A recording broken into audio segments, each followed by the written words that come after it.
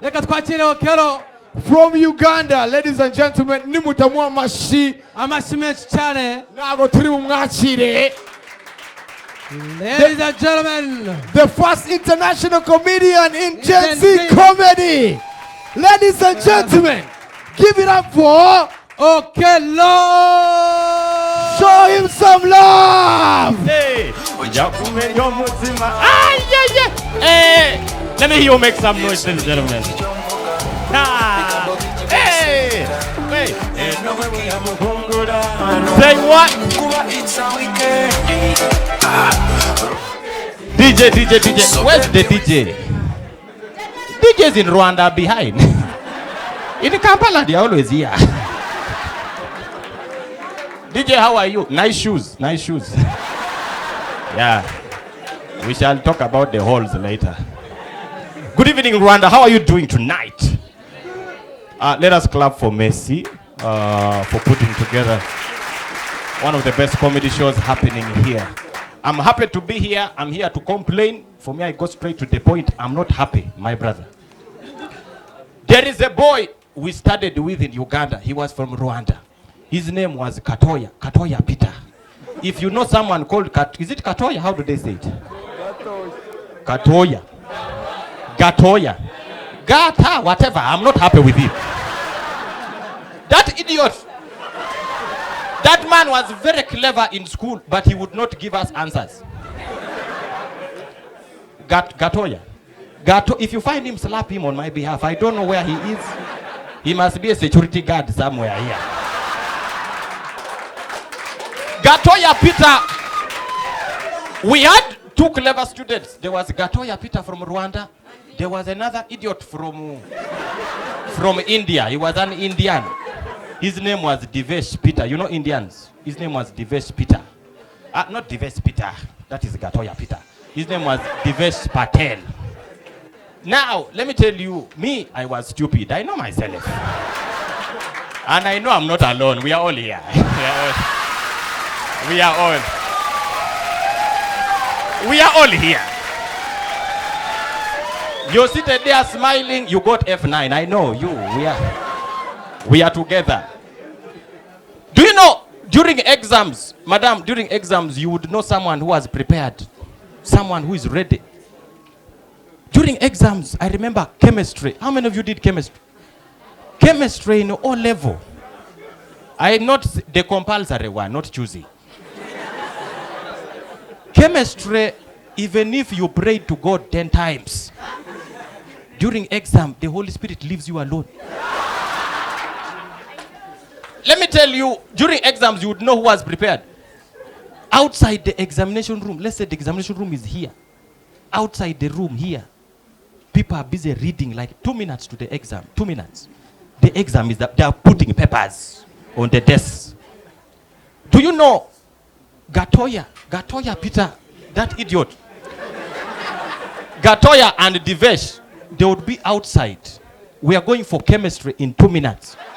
2 minutes to the exam. That's how you know someone is clever. I would come to them. I'm like, Divesh, are you reading the periodic table of chemistry? And he said, no, I'm not reading chemistry. I'm reading English next week. I'm like, but we're going for chemistry in 2 minutes. I said, I read chemistry last week. He read chemistry last week. Those are clever students. Me and you. Let me tell you, when you're stupid, the examination room is that building. Outside here, 2 minutes to the exam. You remember this. There's always a table. And around that table, there are useless people. You and like 10 other friends. It's like a football team. Around that table, on that table, they are like, everyone has 4 textbooks. You're going for chemistry in 2 minutes. Someone has 4 textbooks. Applied chemistry in detail, 400 pages. Chemistry in detail, chemistry, all level, compromised chemistry. 2 minutes to the exam, you are there on that table with your stupid friends. Revising 4 textbooks. In 2 minutes, you find someone there. The table is here. He has a book there. It's like manganese sulfate. If I add water, it causes a blue precipitate. Who has a bring sulfur dioxide? If you add oxygen, it turns into a black. Silver nitrate, bring silver nitrate. Silver nitrate, you add water. 2 minutes to the exam, you're busy revising. Now, as you're busy struggling, usually, you remember my brother, usually at that moment, there's a fool who passes behind all of you. You're busy reading silver nitrate, manganese, and he mentions a topic you don't even remember attending in class. You're there stressed, silver nitrate, manganese oxides, sulfuric acid, if I add water, hydrochloric acid. As you're there, somebody passes behind all of you. Mole concept. Mole concept. Who has mole? Hey! Let me tell you. You start looking for who has my book of mole concept. You look. It was hard. You remember biology? You're there outside the exam room. You're like, large intestines, so they're the ones that absorb water. The small intestines, okay. Bring parts of a flower. The pistil, the stamen, the ovule, ovary. You're busy. Somebody passes behind you. Digestive system. Digestive. You run around. You see people revising on their body. Digestive, the stomach. The heart pumps the food. Woo. Life was hard in school. Do you know that during exams, even entering the examination room, you'd know who has read. When the teacher says, all of you come and we enter. When you reach the doorway, Gatoya Peter, Divesh Patel, that idiot, thank you. A clever student, a clever student sits anywhere. True or false? A clever student sits anywhere. Do you know why? Because wherever he sits with his brain. Even if the teacher says, Divesh, go to the corner next to the window, Divesh doesn't complain. He just walks, okay, sir, let me go. And he goes. Because as he's going, the brain is with him. The teacher can even change his mind. Like, actually, Divesh, come, sit here. I want to see you. Come and sit. They always put the clever kids in. Come, I want to see you here. He says, there's no problem. Let me come. He comes. Sits. Me and you. My brother, you know what I'm talking about. When you're stupid, where you sit is important. Do you know why? Because you're not using your brain. You're using someone's brain. So you need to locate yourself carefully. I remember one time, that's why the day I'll catch Gatoya Peter. We were outside, I told him, I said, Peter, how are you? He said, I'm okay. I said, me, I'm not. He said, Hilary, what's the problem? I said, man, chemistry has refused. That's how you know the exam is hard, when it has refused. Like, but I will help you. He said, try. I told him, help me. You remember section A? The one for circling the correct answer. A, B, C, D, circle the correct. How comes all the answers were correct? You see the answer, like, hey, look, even B, even C, even D. Sir, there's a mistake. How? All the above. I told Gatoya Peter, section A chemistry, it had like 30 marks. I told him, I said, my brother, if you help me with section A, and I have 30, section B, I will struggle. If I can make 40, as long as I cross to the next class. Gatoya Peter said, anyway, today, he never used to help. He said, today, let us see. He gave me hope. He said, let us see. Let us go. You're my friend. Let us see. We agreed very well. When we reached the doorway, this is where you know teachers are not your friend. The teacher called me. He said, Peter, come. Peter came. When Peter came, I followed. Peter takes a step. I take a step because the brain is mine. My answers are in his head, so I have to. Let me tell you, Peter entered, the teacher told Peter, he said, Peter, go to the corner next to the window. When Peter started walking, I followed. After 2 steps, the teacher said, Hilary, come back. I said, sir, we are going, you and who? I said, sir, we are going to the window. You and who? Me and Peter, we are going to say, come. Come back. Now, you see, you see, I had to look for a reason. I had to look for a reason to sit next to the window. I told the teacher, I said, sir, I don't know if you know, but I have asthma. You know asthma, that disease for breathing. Said I need oxygen. If I don't sit next to I will die here. I will die. I need to sit oxygen. The teacher gave me hope. He said, you have asthma? I said, yeah, it started last week. I also don't know. I said, okay. Okay, you go. We went, the moment we sat down with Peter like this, the teacher said, Peter, you come in front. Yeah. My brain was walking away from me. I had to look for a reason to come back. Peter was sitting in front. I got up and said, sir, actually, said Hilary, what's the problem? No, the asthma is not serious. I can't. Exams were hard. Hey, let me tell you. Do you know? Now there's mathematics. Have you ever sat down to do mathematics? And the number is going. Everything is flowing. You're there like, it's a divide by 2, square root, 4 plus 5, 20. Do you know that when a teacher stands behind a clever student, it is their opportunity to show off? Has a teacher ever stood behind you? You're busy suffering with your number 5 plus 5 plus. Then as you're calculating, you see a shadow on your paper. Kids who have read, that is their opportunity to show the teacher that he knows what he's doing. When the teacher stands behind Divesh Patel, Divesh is busy calculating for even clever kids, even you hear how they are calculating, like, okay, in the area of a circle, that is pi r squared, close bracket squared, if I divide by 2, then I get 4. He picks the calculator, equals to -1, and I divide here. It is making sense. The teacher stands behind him. Divesh notices the teacher is there. He's like, he pushes the paper. Starts calculating with capital letters. X squared plus 4. Open. The teacher is behind, shaking his head. He's happy. Even the comments that the teacher says are positive. When Divesh underlines the answer, it's like, okay, then when I define here, it's equals to -1. Underlines. The teacher walks away speaking good things like, you people have read.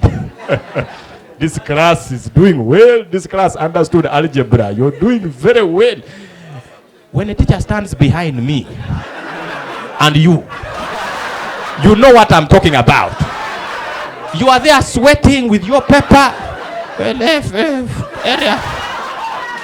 Area of a circle. Pi r 2 r's 1 r. R squared minus 2. You pick the when you're stupid, you don't know how to use the calculator. You pick the calculator, pi put it back. -4, close bracket. As you're sweating, you see a shadow in front of you.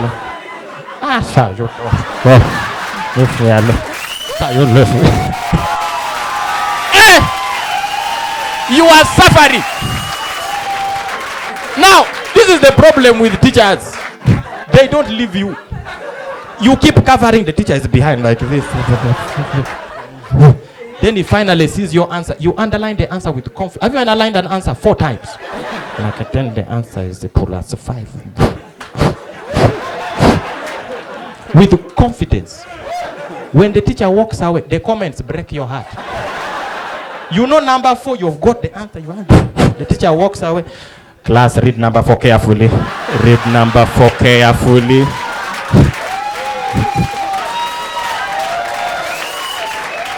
Now you turn to the teacher, sir, is there a problem? No, it's okay. You continue. You're doing. Should I? You start asking for a rubber. Who was a rubber? Who was? As if you know the correction you'll make. Who was a rubber? I want to change something that I don't know what I'll change. Exams were hard. Yeah. School. Let me tell you, for me, there are things I like about Uganda. I'm from Uganda, by the way. And one thing I don't like about us, we like to be on TV a lot. Whether we are making sense or there's a camera, we are there.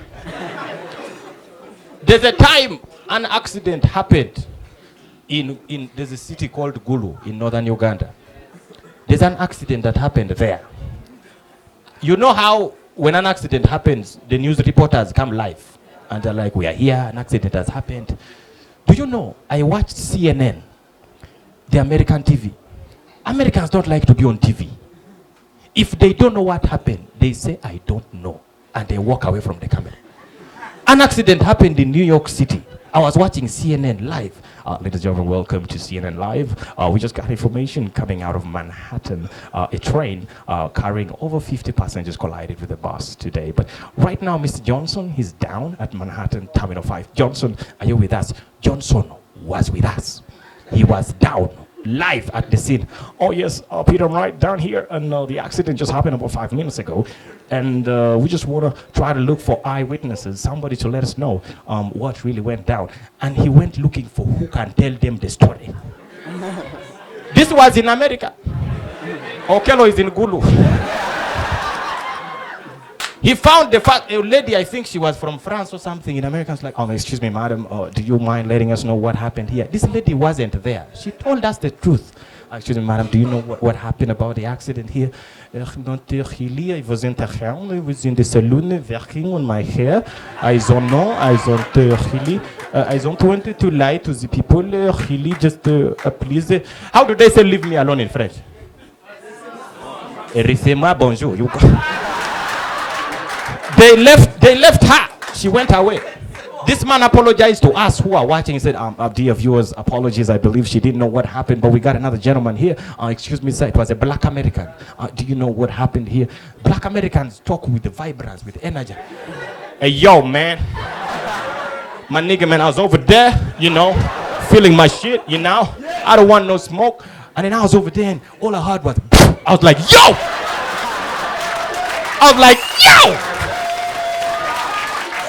Oh, my brother. Thank you so much, my brother. You have nice shoes, but they are better than the DJ. The guy was there, was like, yo, man, I don't know what shit went down. I was like, yo, motherfucker, this real shit right here. This real shit. He didn't know what he was saying. And he summarized and said, hey, yo, man, you gotta leave me alone, man. I don't want to get his shit over here, man. Nigga, let me get the fuck out of here. And he ran away. The reporter apologized to us again. He said, I'm really sorry. I believe the gentleman over there didn't know. But I'm going to follow up on the information. And when something comes up, I will let you know. Keep it CNN Live. Now,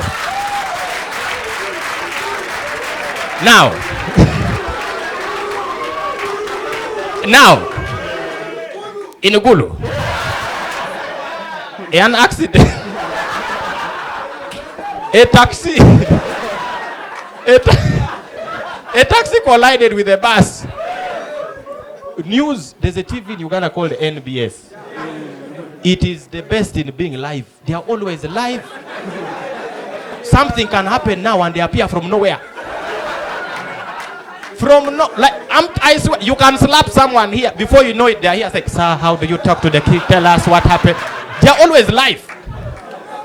This accident happened. I was watching NBS 9 p.m. news. The gentleman was there. Said, yes, welcome to NBS Live at 9. We just got information from Gulu. An accident happened between a bus and a taxi. But of course, we got Canary. There's a reporter called Canary is down in Gulu main market where the accident happened. Canary, are you with us? Canary was with us. Said, yes, Samson, I'm here in Gulu, and the accident just happened, and I believe it's between a taxi and he did not finish. You see, in Gulu, you don't look, the reporter doesn't look for the eyewitness. The eyewitness looks for the reporter. As you're there busy talking to the camera, somebody comes from nowhere. We are here waiting. Actually, as he was talking, somebody was behind him waving at the camera. You could even hear them on the phone. Am I inside? Not yet. Okay. No, me. I'm there. Okay. You call the family to watch. Call the family. As he was there struggling, we're here trying to look for eyewitnesses. Somebody tapped him on the shoulder from nowhere. An accident, you know, between a taxi. Hello. Excuse me, sir, how can I help you? You wanted to know what happened. Sir, do you have information? You are asking. Meanwhile, this guy has no information whatsoever. But there is a camera. He has to be on TV. Now, that very week, our Speaker of Parliament had just passed away. And our Speaker of Parliament is from Gulu. Now, this man thought they were discussing the Speaker. The moment he saw a camera, he said, let me tell you what happened. This man did not just die like this. This is a poisoning. I'm tired of people poisoning our members of Parliament. This is unacceptable. You cannot, we send our MP and you poison. They should start testing food in Parliament before the MPs eat. Now, the reporter realized that this man is talking nonsense. He said, excuse me, sir, leave me. You cannot kill our member of Parliament. They're like, sir, excuse me. No! For me, I am annoyed. The whole district is annoyed. Nobody is happy. They're like, excuse me. Say, what? Said, no, sir, what is your name? My name is Okello Charles. They're like, yes, Mr. Okello, we are not talking about the Speaker. What are we talking about? We are talking about the accident. Which one? This one that just happened. Oh, this accident. You were not clear. You would have told me. Now, you would think that Mr. Okello would stop there. Did he stop? The camera was still there. Hey, listen. So, this taxi driver is the one. He came from that side. And they talk as if they were inside the taxi. He came from there. He stepped on the brake. It refused. He had no seat belt. This man, the speed he was going as if this road was built by his father. The man is driving at a high speed. Then he gives you information that doesn't concern the accident. That man, by the way, the driver, his wife left him. You are like, what? How does the wife leaving him concern the accident? This man talked for like 5 minutes, talking nonsense. The reporter realized they're wasting time. He said, no, Mr. Okello. He said, let me tell you. He said, no, Mr. Okello, we were running out of time, but we want to know, during the accident, where were you exactly? Let me tell you, for me this thing, where were you? Where was I? Yes, where were you during the accident? Where I was? Yes. I was at home sleeping. I was at home. They're like, Mr. Okello, you are at home? Yes, I was at home. You ask John. John is the one who told me the story. John, come and tell them. Why? He just got the story from someone else. Uganda. You people here, at least you okay? Do you have thieves here? Do you have thieves? You don't have thieves. You don't have. I have walked around. I've not seen a thing. Let me tell you. In Kampala, we have all types of thieves. Some you've never seen in your life. This is a sad story, but I'll tell you. There's a day I was robbed, my brother, by a thief who stammers. Do you know people who stammer? I was robbed in broad midnight by a thief who stammers. I was walking in Kampala from a show. This thief came from nowhere. He pulled out a knife, pointed it at me and said, you.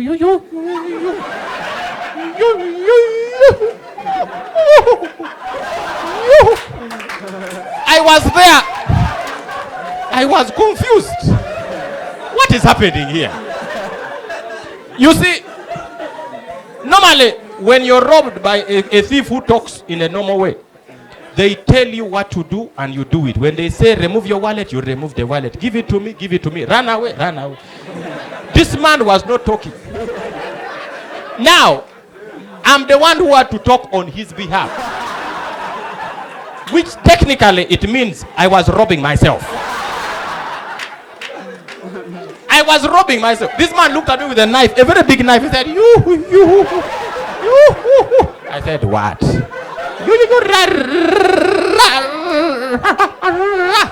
I said, I ran. I said, no. You I said, I what? You move. I remove what? He said, you go. I said, I go. He said, no, you give me. I said, I give you what? Give me your I said, I give you my mother. He said, no. Give me your mama. Give me your money. I said, that is not a problem. I picked my wallet. I gave him the money. That is when I realized thieves in Kampala go to church. This man is very holy. When he took my wallet, he said, God bless you. Which thief blesses you after robbing? You guys have been great. My name is Dr. Hilary Okello. Thank you so much. Have a good night.